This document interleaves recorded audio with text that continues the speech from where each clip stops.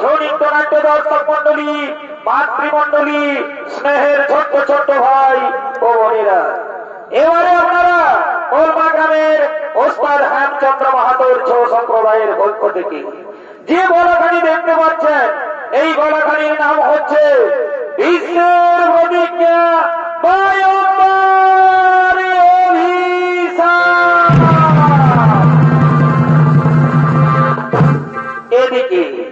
এদিকে বৈকুণ্ঠে সুমেরু পর্বতের উপরে মহামণি বৈশিষ্ট্যের অতি মনোরমা আশ্রম। সেই আশ্রমের আকর্ষণীয় কেন্দ্রবিন্দু ছিল দিব্যগাভী নন্দিনী। নন্দিনী হল স্বর্গীয় গাভী সুরভীর কন্যা। দেবতাগণ মহামণি বৈশিষ্ট্যকে দুগ্ধ পান করার জন্য দিয়েছে। তাই মহামণি বৈশিষ্ট্য তার দিব্যগাভী নন্দিনীকে নিয়ে চলেছে তার আশ্রমের দিকে।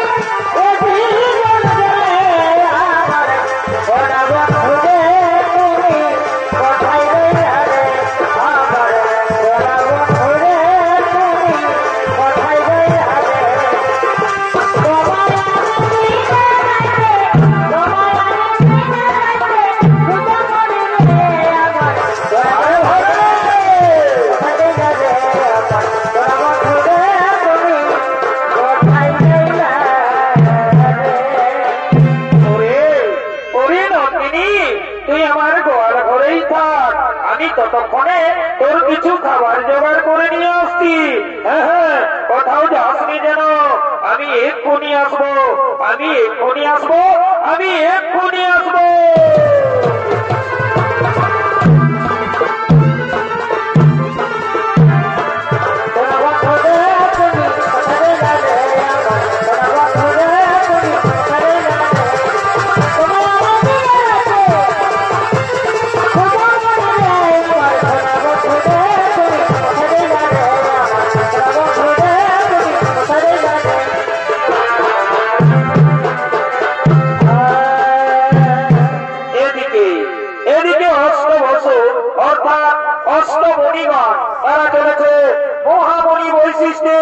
অতি মনোরমা আশ্রম দর্শন করার জন্য সুমেরু পর্বতের দিকে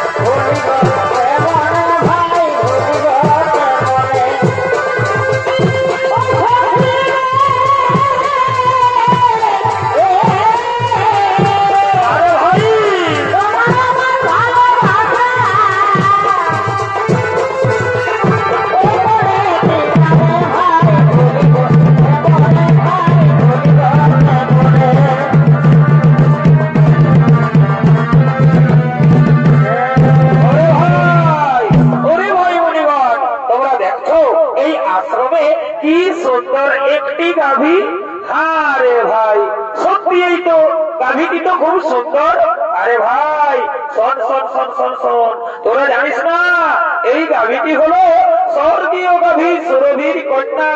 দেবতাগণ মহামণি বৈশিষ্ট্যকে দুগ্ধ পান করার জন্য দিয়েছে। এই গাভীর দুগ্ধের এমনই গুণ যদি মর্তবাসী একবার পান করতে পারে তাহলে তাদের 100 বছর পর্যন্ত পরমায়ু বৃদ্ধি পায়। এই গাভীর গুণগান শুনে প্রভাস ঋষির স্ত্রী ছুটতে ছুটতে আসছে।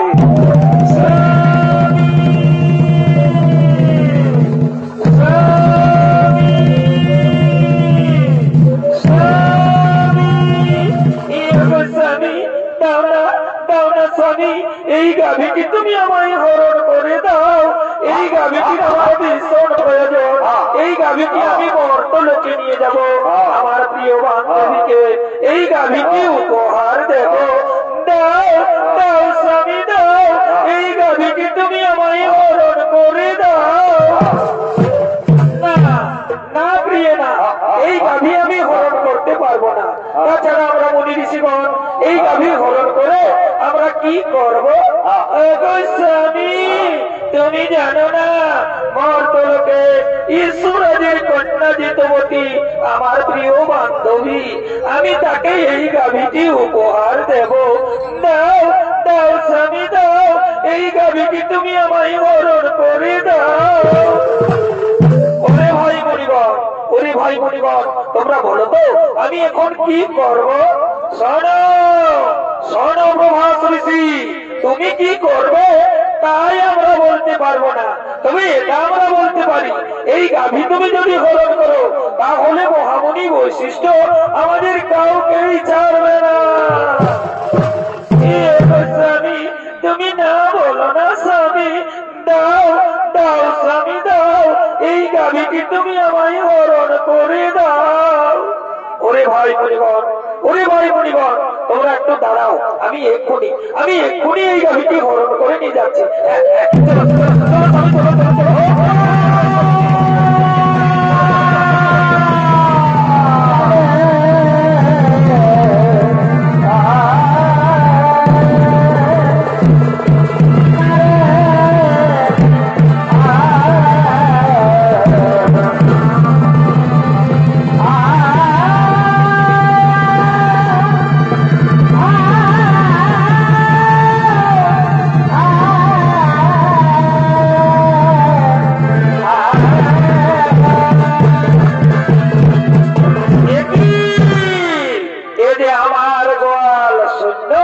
কোথায় গেল আমার দিব্য গাভী নন্দিনী? আমার গাভী নন্দিনীকে তো গোয়ালে দেখা যাচ্ছে না। নন্দিনী, নন্দিনী,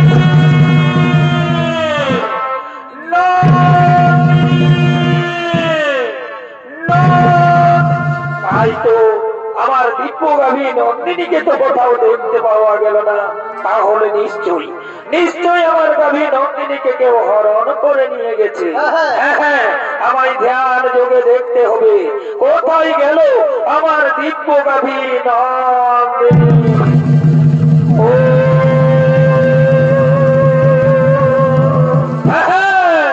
বুঝতে পেরেছি, অষ্টবসু তোমরা এসেছিলে আমার অতি মনোরমা আশ্রম দর্শন করার জন্য। তোমরা আমার দিব্য গাভী নন্দিনীকে হরণ করে নিয়ে গেছো মর্তলোকে। যাও, আমি তোমাদের অভিশাপ দিচ্ছি, মর্তলোকে মানব কুলে জন্ম নেবে তোমরা।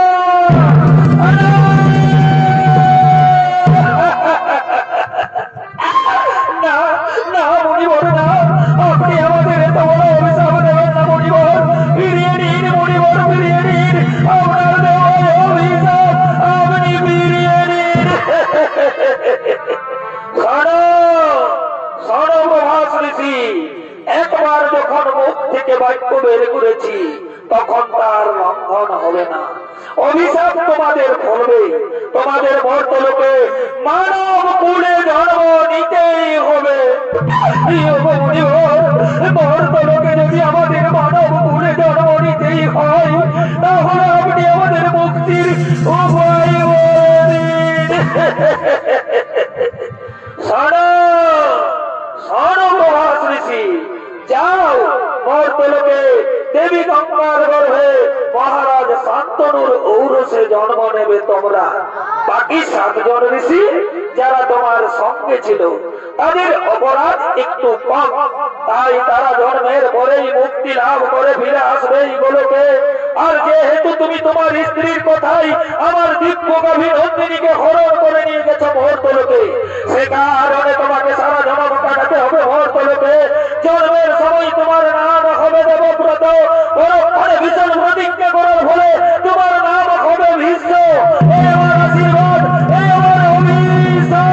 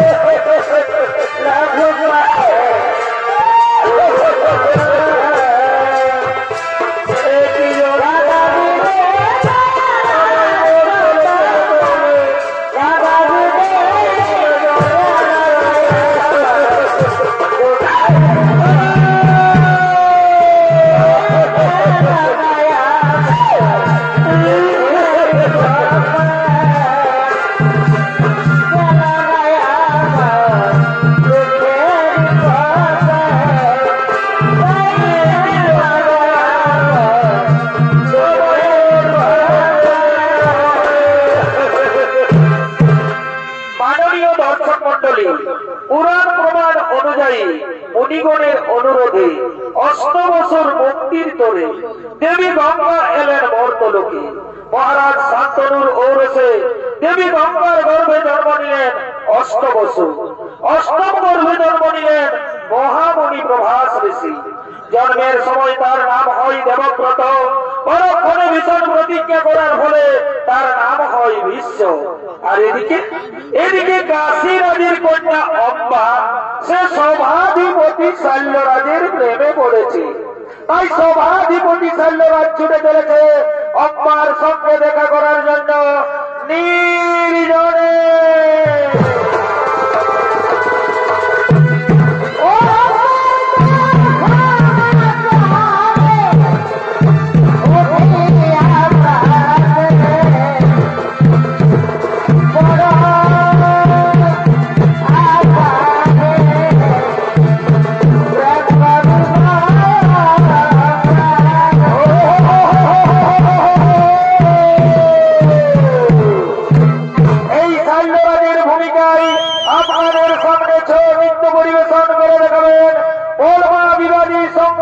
সম্প্রদায়ের এক প্রবীণ নৃত্যশিল্পী সমীরণ কর্মকার।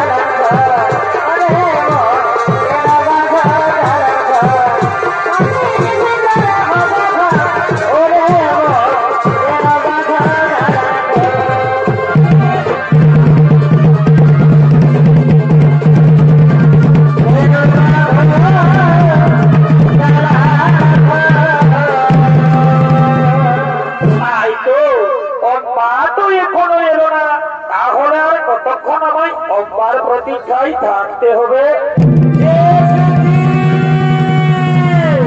আমি এসেছি তোমার। এ কি অব্বা, তুমি এত দেরি করে কেন এলে অব্বা? অব্বা তুমি কি বলতে পারো অব্বা, আর কতদিন আমাদের এইভাবে লুকিয়ে লুকিয়ে প্রেম করতে হবে? কুমার, আর আমাদের এইভাবে লুকিয়ে লুকিয়ে প্রেম করতে হবে না। আগামীকালই তো আমার স্বয়ংবর সভা, আপনি আমার স্বয়ংবর সভায় যাবেন। আমি আপনার গলায় মালা দিয়ে আপনাকে আমি স্বামী রূপে বরণ করে নেব কুমার। অম্বা তুমি সত্যি বলছো তো অম্বা? তুমি আমার গলায় বড় মাল্য দিবে তো? হে কুমার, যার সঙ্গে আমার এতদিন থেকে ভালোবাসা, আমি তাকে ছাড়া কি অন্য কোন পুরুষের গলে মালা দিতে পারি কুমার? তাই তুমি আমার, তুমি আমার, তুমি আমার।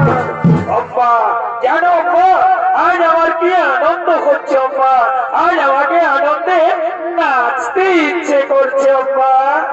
সত্যি বলছে কুমার, আমারও তাই, আজ আমায় আনন্দে গাইতে ইচ্ছে করছে।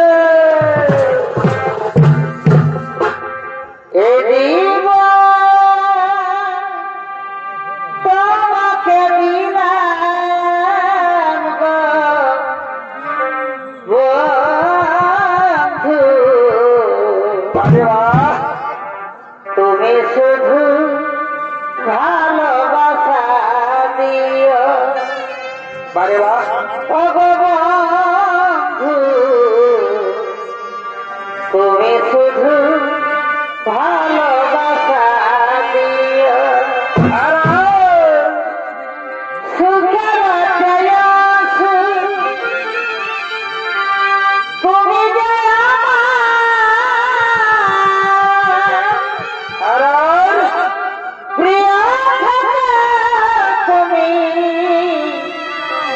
বেশি প্রিয়। তুমি শুধু ভালোবাসা দিও। ও বন্ধু তুমি শুধু ভালোবাসা দিও।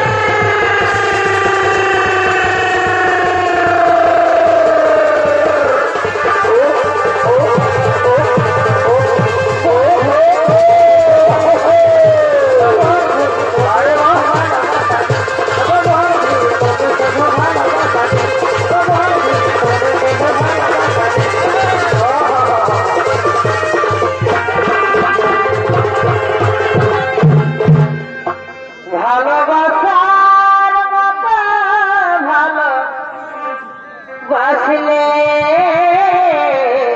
বারে বাহ, তার কি গো ভোলা যায়?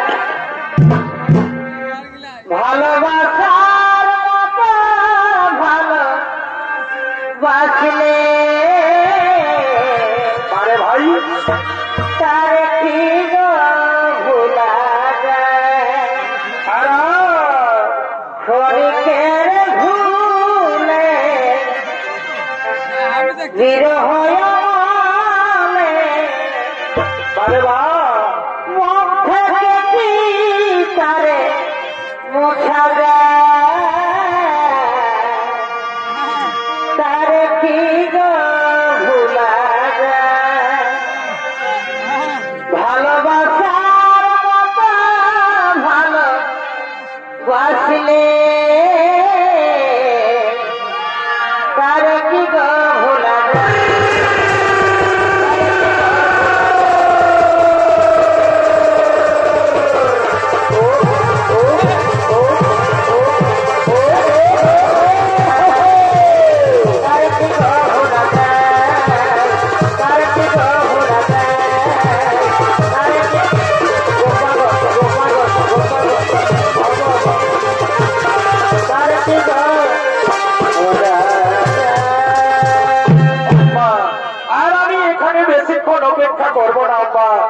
আমাকে তাড়াতাড়ি রাজসভায় ফিরে যেতে হবে। হে কুমার, আমিও আর এখানে বেশিক্ষণ অপেক্ষা করবো না কুমার, আমাকেও তাড়াতাড়ি রাজবাড়িতে ফিরে যেতে হবে। আগামীকালই তো আমার স্বয়ম্বর সভা, আপনি আমার স্বয়ম্বর সভায় যাবেন। আমি আপনার গলায় মালা দিয়ে আপনাকে আমি স্বামী রূপে বরণ করে নেব। এখন আমরা নিজ নিজ গৃহে ফিরে যাই। এখন আমরা নিজ নিজ গৃহে যাই। আগামীকাল তো আমাদের আবার দেখা হবে।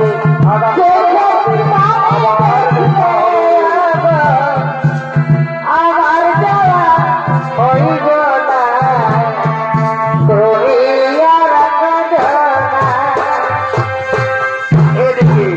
এদিকে কাশীরাজের তিন কন্যা অম্বিকা ও বালিকা। কাশী মহারাজ তিনি তার তিন কন্যার করেছেন স্বয়ম্বর সভার আয়োজন। দেশ বিদেশ রয়েছে নিমন্ত্রণ, দেশ বিদেশ থেকে রাজা রাজপুত্রগণ তারা স্বয়ম্বর সভার দিকে করছেন আগমন।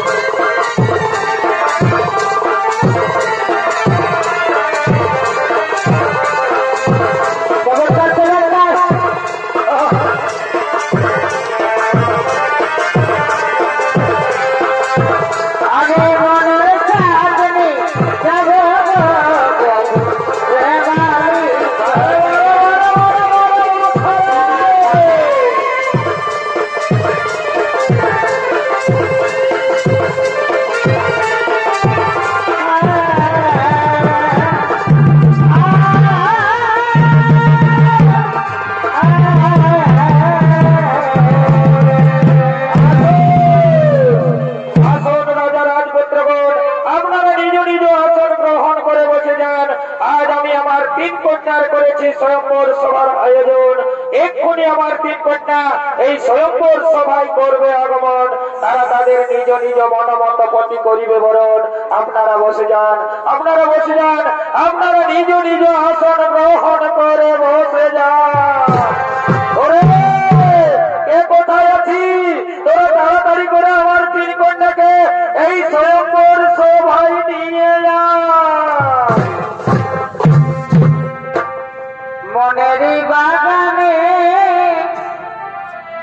ফুটিল ফুল রে, আরে ভাই রস কি ভ্রমর আইল না, ফুলের মধু খাইল না।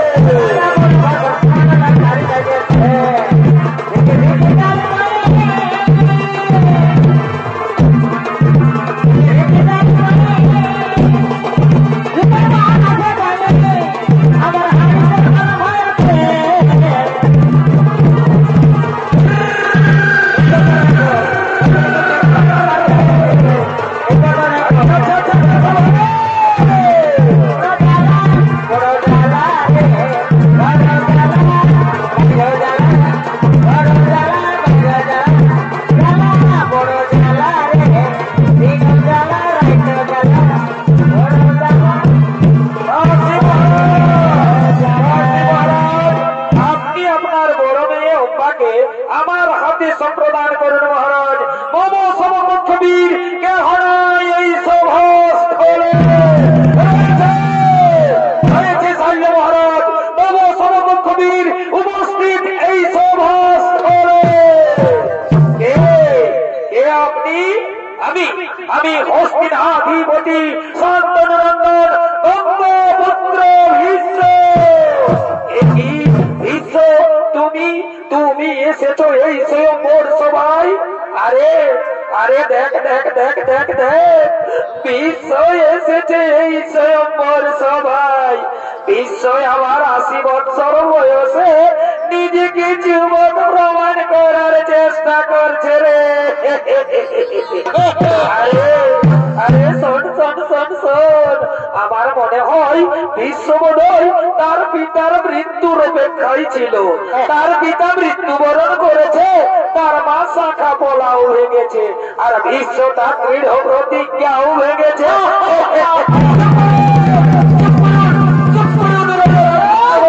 আপনারা সকলে চুপ করুন। আমি নিজে বিয়ে করার জন্য এই স্বয়ংবর সভায় আসিনি। আমি এই স্বয়ংবর সভায় এসেছি বাহু বলে 3 কন্যাকে হরণ করে নিয়ে যাবো হস্তিনার রাজপ্রাসাদে। আমি আমার ভাই বিচিত্র বীর্যের রানী বানাবো। বাধা দিতে যদি কারো শক্তি থাকে তবে এসো এসো, এই বীর্যের সম্মুখে এই সমাজ বলবে না আমার 3 কন্যাকে করিবে হরণ, না হলে ধরো এক্ষুনি আমি তোমায় বলি বলি তাই হোক মহারাজ, তাই হোক। দেখি পত্রিকার মহলে কত শক্তি ধরেছে।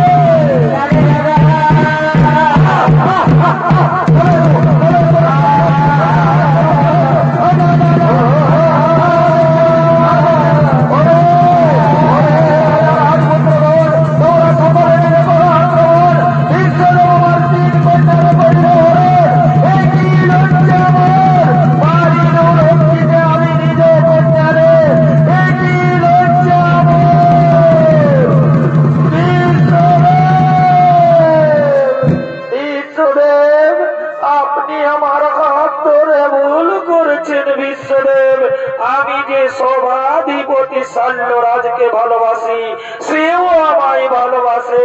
আমি তার বাগদত্তা স্ত্রী, আপনি আমাকে তার কাছেই পৌঁছে দিন বিশ্বদেব। সে কি কম্পা, এ কথা তুমি আগে বলনি কেন?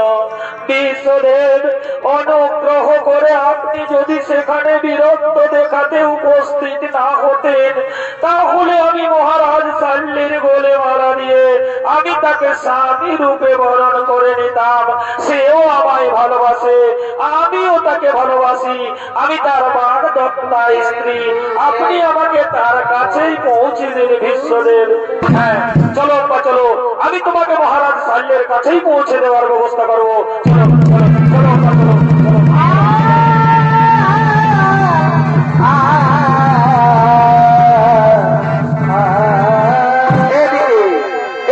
শাল্য মহারাজ তিনি তার রাজপ্রাসাদে বসে রাজকার্য পরিচালনা করছে।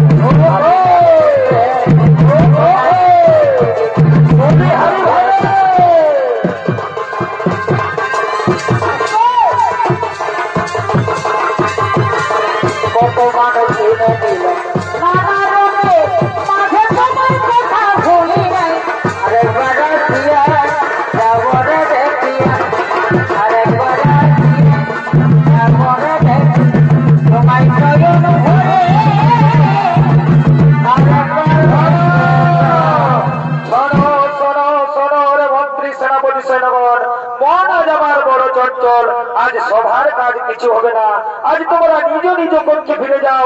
আজ আমায় একটু একা থাকতে দাও, আজ আমায় একটু একা থাকতে দাও। যাও যাও তোমরা নিজ নিজ কক্ষে ফিরে যাও।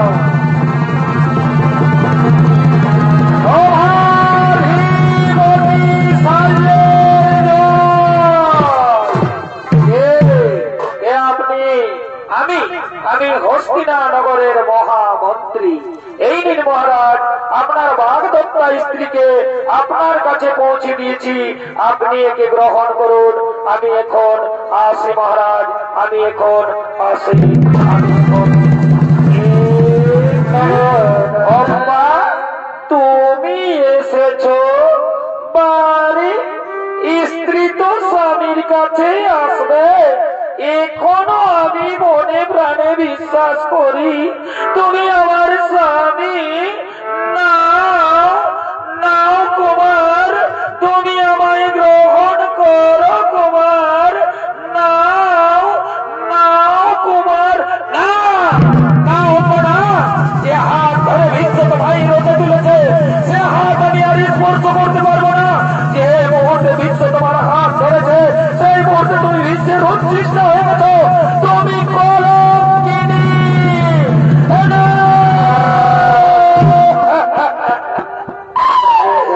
ক্ষত্রিয় সমাজের কলঙ্ক সাল্লরাজ আজ আমায় বলছে কলঙ্কিনী। চুপ করো, চুপ করো দুর্বিষণ নারী। আমি আবারও বলছি, যে হাত ধরে বিশ্বত ভাই রোদে তুলেছে সে হাত আমি আর স্পর্শ করতে পারবো না। যে মুহূর্তে বিশ্ব তোমার হাত ধরে রোদে তুলেছে সেই মুহূর্তে তুমি বিশ্বের উৎকৃষ্ট হয়ে গেছো। তুমি বিশ্বকর্ত্রীকে অপহৃতা, এই অপহৃতা নারীকে মহারাজ শাল্য কোনোদিন গ্রহণ করবে না।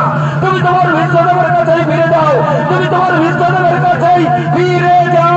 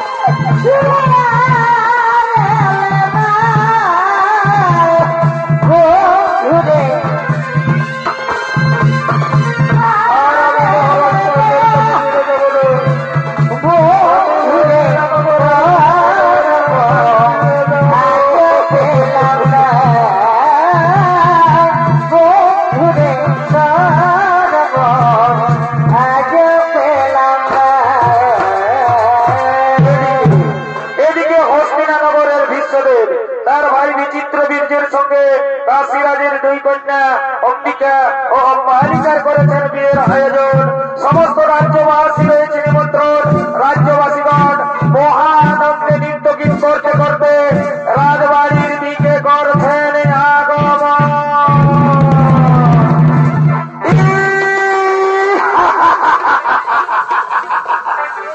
কি মজা রে ভাই, কি মজা! এইটার নামেই তো বিহাগর। যত পারবি ফুর্তি কর, বিহা ঘরে কর, রাজা ঘরে হোক আর গরিব ঘরে হোক। এই লাল আর এই সাদা এগুলা চলবে, ডিজে বাজবে আর নাচ খেলে হবে। এই কালিন্দি বাবুরা আয় আয় আয়, তাড়াতাড়ি আয় বাবুরা, তাড়াতাড়ি আয়। লবণটা বাইরে যাচ্ছে, আয় আয় আয়।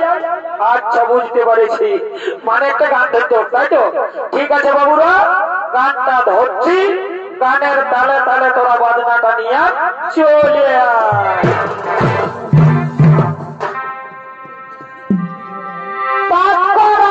ঝিলিক শাড়ি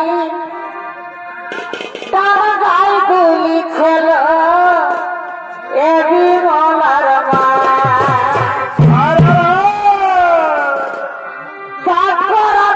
ঝিলিক শাড়ি তারা গায়ে গুলি ছিল এবি মলার মা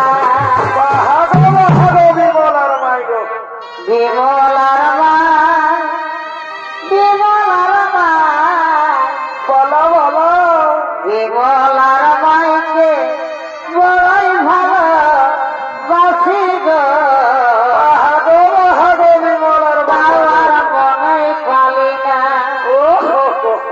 বিমলার মাইকে বড়ই ভালো বাসি গো আরে বাহ, বাবার মনে কালি না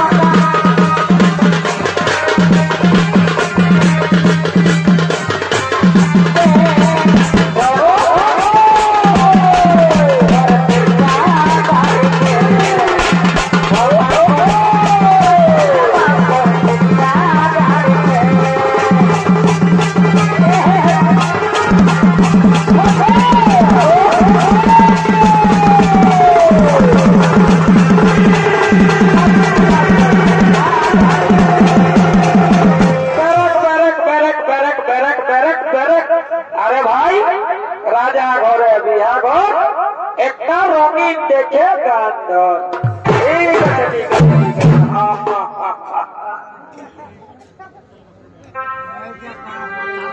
রঙিন বোতল দেখে আমার মাথাটা ঘুরায়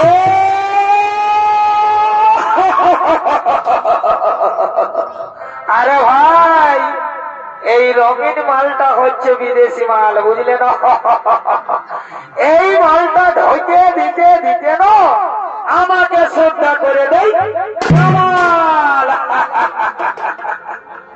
রঙিন বোতল দেখে আমার মাথাটা ঘুরায়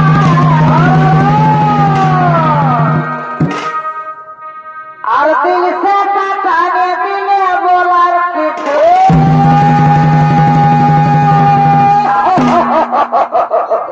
আরে ভাই, এই দিলসে মালটা হচ্ছে আমাদের দেশি মাল, বুঝলে না? ওই জন্য ইয়ার আদরটা অনেক বেশি। অমন গেল গেল রে মাঝে আর নাচে নিচে খাটে দিব আজ রাতে সারাদিন মরে গেলে খাটে খাটে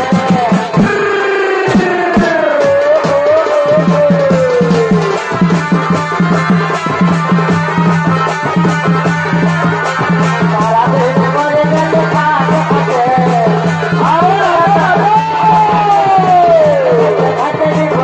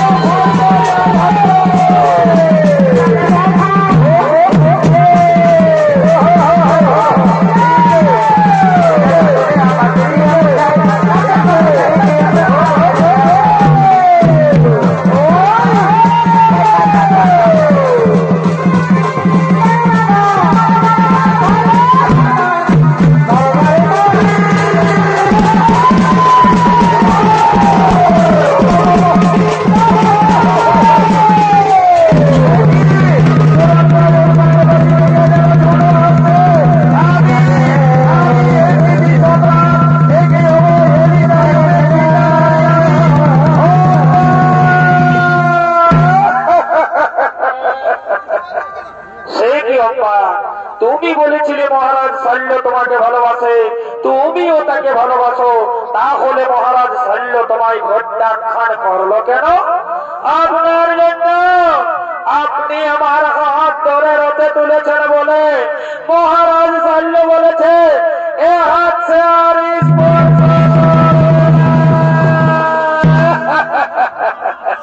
সে কি অম্পা এই মাত্র মহারাজ চলো চলো অম্পা, আমি তোমাকে নিজে মহারাজ শল্যের কাছে পৌঁছে দেবো, আমি মহারাজ শল্যের কাছে ক্ষমা চাইব না, আজ আর আমি মহারাজ শল্যের কাছে ফিরে যাব না। মহারাজ শল্য আজ আমার চোখে নরকের কৃমি কিনে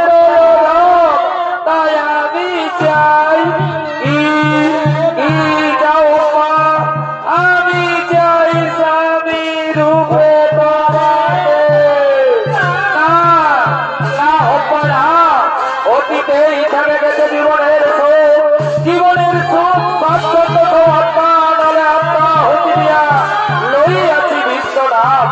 পূর্বেই প্রতিজ্ঞা করিয়াছি আমি জীবনে কখনো বিয়ে করব না। তাই তো আজ আবার বলি, এই পৃথিবীতে যদি রমণী সকলে আমার জননী, তাই জননী বলে বুঝি তোমায় হরি নমস্কার। আজই হতে দূর হোক তোমার আমার মধ্যে মোহ অন্ধকার।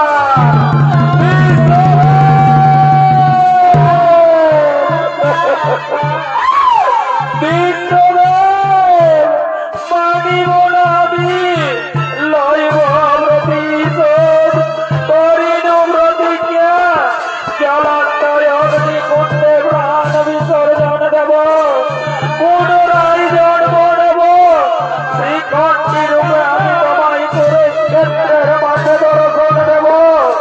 আর সেদিন হব আমি তোমার মৃত্যুর কারণ।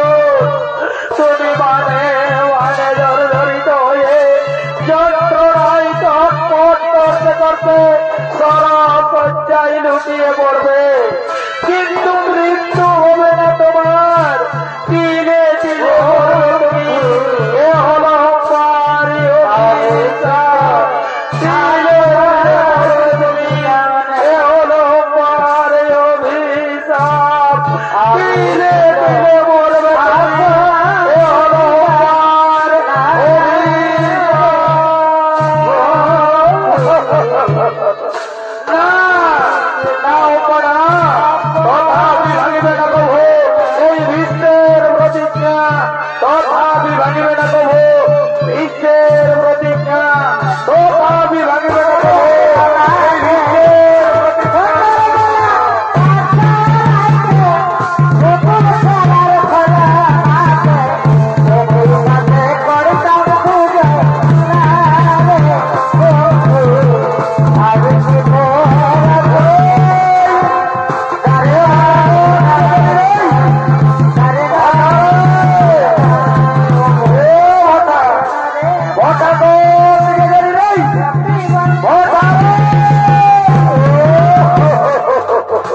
এই দিকটা বেটা ছেলেরই কথাই বসে, তবে আমাদের ভটাকে তো দেখতে পাচ্ছি নাই।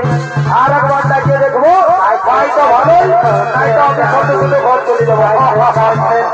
ভটা ভটা